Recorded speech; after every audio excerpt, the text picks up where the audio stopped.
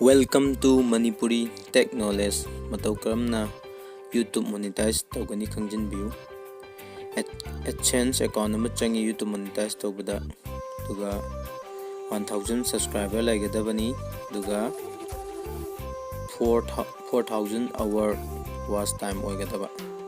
Kamaina monetize tawgani habado charake hanbada koi search tawbiro YouTube monetize na tharo duga search tawbiro. Search tawraba matungda koi thuglani sumaina tholakpasida yengbiyo duga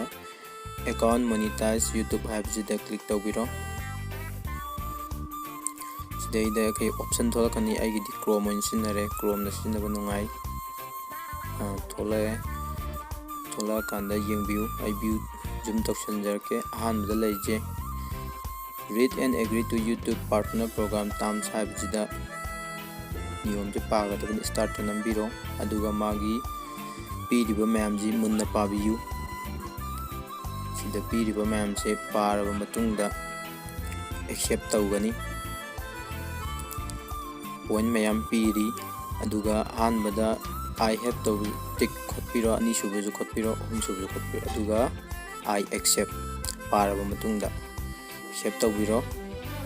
click accept clip se namma dorba matungda mathangda mu mathangi process ong hajarake loading tawkhre songi phone da chamanana dum nambiyu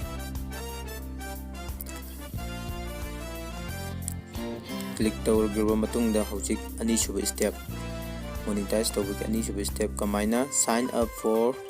AdSense account habji karino je ai charake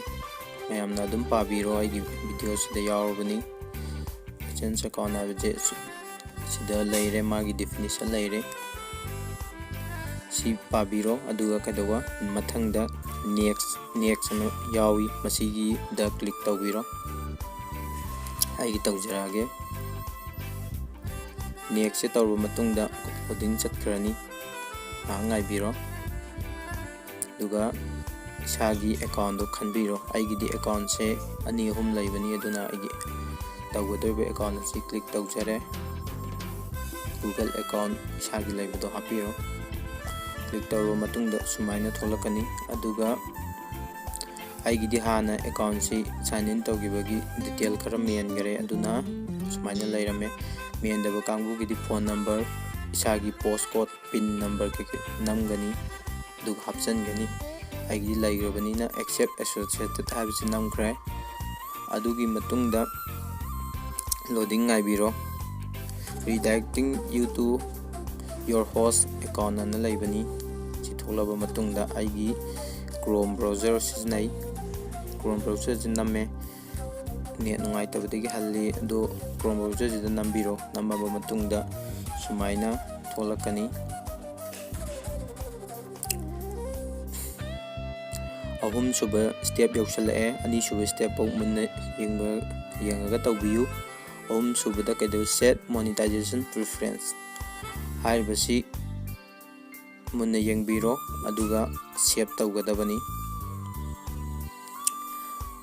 zoom tawjabani masi zoom out tawjarake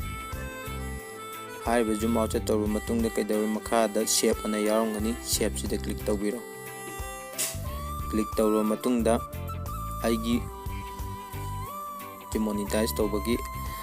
process ti loisile dubu what is it 4000 watch hour ga 1000 subscriber ga haiba di asidi sudri si suraba matungda monetize tawba dum yare monetize tawbagi niti niyom di sida loire sigi daka laibasi surakanda Google dagi akoida code ama tharakani adugi matungda monetize adum tawba yare.